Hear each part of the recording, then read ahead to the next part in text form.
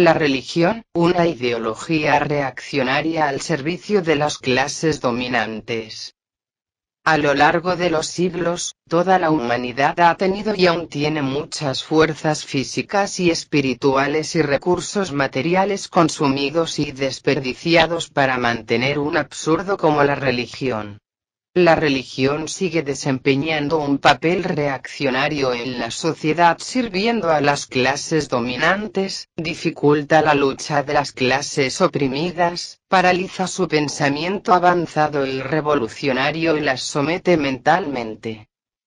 Las clases explotadoras siempre han utilizado la religión como un arma ideológica para defender sus propios intereses políticos y económicos y para justificar la opresión y la explotación de las clases oprimidas.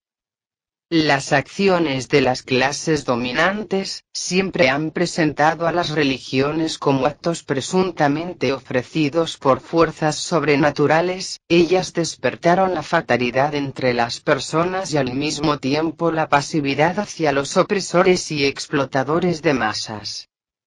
En este papel reaccionario de la religión en favor de las clases dominantes, Marx subrayó que la miseria religiosa es, al mismo tiempo, la expresión de la miseria real, y la protesta contra ella. La religión es el sollozo de la criatura atormentada, es el significado real del mundo sin corazón, así como es el espíritu de una época privada de espíritu. Es el opio del pueblo. Y Lenin añadió más tarde el desvergonzado papel que cumple la religión a lo largo de los siglos. Todas las clases opresoras sin excepción necesitan, para salvaguardar su dominación, dos funciones sociales. La función del verdugo, y la función del cura. El verdugo ha de ahogar la protesta y la indignación de los oprimidos.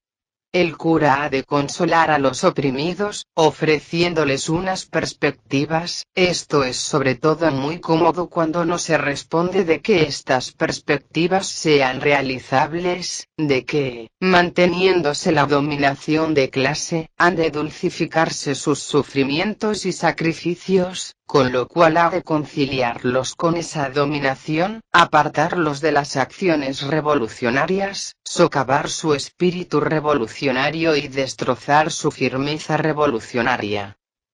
Hay muchos ejemplos del papel reaccionario que desempeña la religión.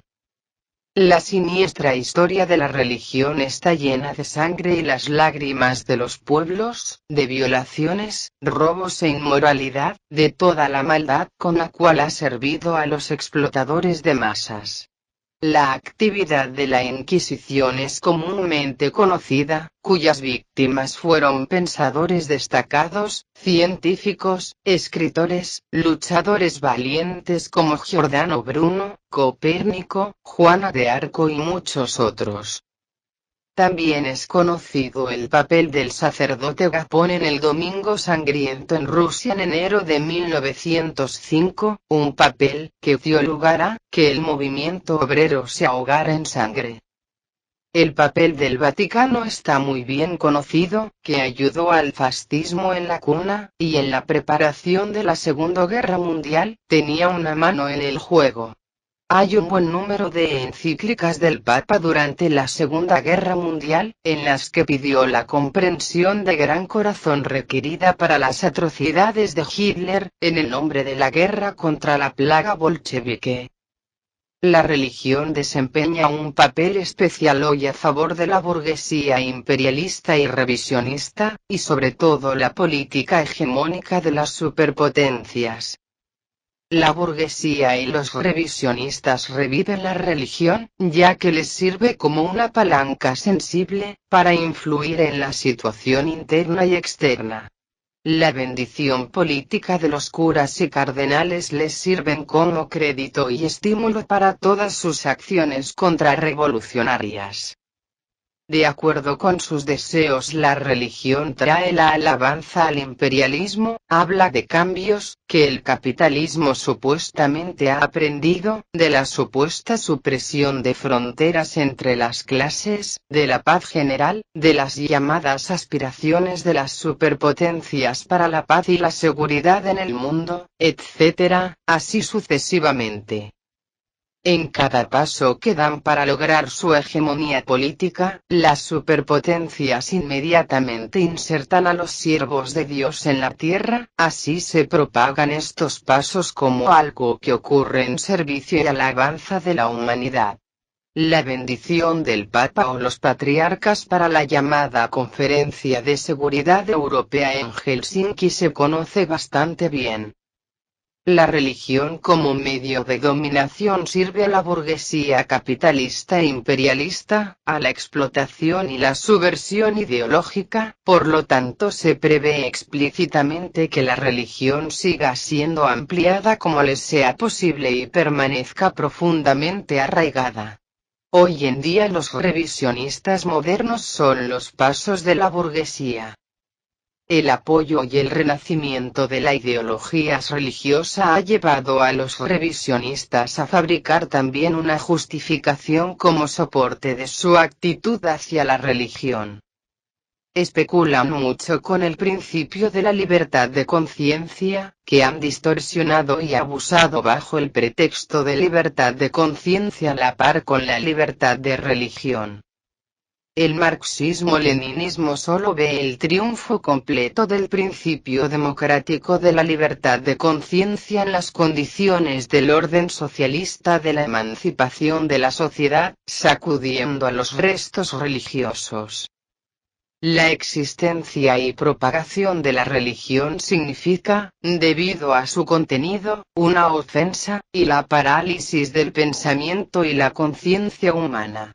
Cuando la ideología religiosa persiste y pesca en río revuelto, no puede existir la libertad de conciencia. Lenin dijo: cada defensa de la idea de Dios pueden ser siempre tan inteligente o bien intencionada, que son en última instancia, una justificación y aprobación de la reacción. Esta doctrina de Lenin capta muy bien la verdadera situación en los países revisionistas y en los países en que prevalecen las fuerzas reaccionarias y oscurantistas. Los revisionistas modernos elevan la religión a una característica nacional, una tradición moral y fuente cultural como los ideólogos reaccionarios de la burguesía que son. A tal o cual estado de las clases explotadoras les gusta tener la religión lo más cerca posible, pero son reacios a llamarla por su nombre real, o sea, herramientas políticas, y por eso, la bautizan como símbolo nacional. La religión nunca fue una característica nacional y no puede serla, mucho menos puede servir como una característica fundamental de la nacionalidad, evidenciada por el hecho de que, mientras la nación se forma a sí misma y sus características de la lengua, del territorio, de la vida económica y psicológica consolidada, las ideologías religiosas han ido cambiando en el curso de toda la historia de la misma nación. Algunos representantes de la inteligencia revisionista relacionan la religión y la cultura nacional, creando el camino libre para las creencias religiosas. Pero estos renegados se equivocan, tal relación no es natural ni necesaria, porque la verdadera cultura no ha necesitado jamás la religión, pero aún así la verdadera cultura se convirtió en la lucha contra las influencias negativas de la ideología religiosa.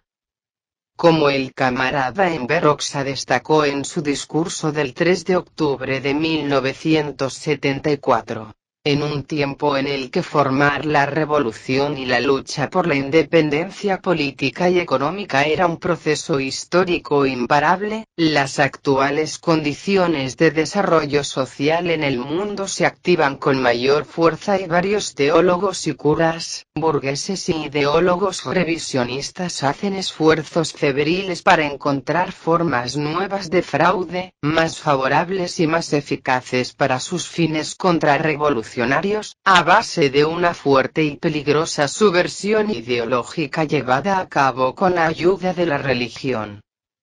Los revisionistas modernos tratan de hacer hoy algunos fundamentos y argumentos actuales e históricos sobre la posición social cambiante de la Iglesia, fabricar los caminos que tendría que seguir la Iglesia, de la vida social en forma de cristianismo comunista. Según ellos, el establecimiento del reino de Dios en el mundo, se une a la remodelación comunista del mundo con cada día que pasa. Dicen que hay que tener en consideración los nuevos momentos de orientación ideológica de la Iglesia. Además, los revisionistas modernos consideran la religión hoy en día como un medio para la transformación socialista de la sociedad. Según los revisionistas soviéticos, el cristianismo tiene la tarea de participar en la transformación de la sociedad, incluyendo las transformaciones profundas que se producen en el camino revolucionario. Los revisionistas italianos tienen la religión como un arma de lucha específica para proclamar su camino específico italiano al socialismo. Y los revisionistas españoles llegan a afirmar que los grupos católicos que participan en los gobiernos de algunos países capitalistas, podrían apoyar la realización de la revolución socialista. Según ellos, la clase obrera no tiene necesidad de la toma del poder mediante la revolución proletaria ni el establecimiento de la dictadura del proletariado. Los capituladores españoles, como el veneno ideológico que son, llenan sus consignas de palabras socialistas y comunistas, pero la realidad es bien distinta, porque sus estómagos agradecidos de esquiroles no necesitan de lucha de clases y revolución proletaria, y las rechazan explícitamente, como títeres del imperialismo que son. La clase obrera ha pronunciado abiertamente su evaluación de la ideología religiosa y su actitud hacia ella. Los clásicos del marxismo-leninismo, Marx, Engels, Lenin, Stalin, Enver Hoxha, han puesto de relieve la esencia y el papel específico de la clase reaccionaria de la ideología religiosa.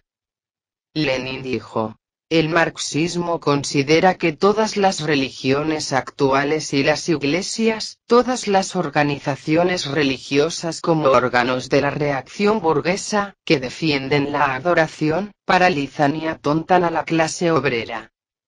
Considerar la ideología religiosa como fuente de inspiración para la revolución socialista no es solo totalmente indigno para el proletariado y su ideología revolucionaria, también es una expresión de la crisis ideológica más profunda que puede existir y fluir en un partido político hoy.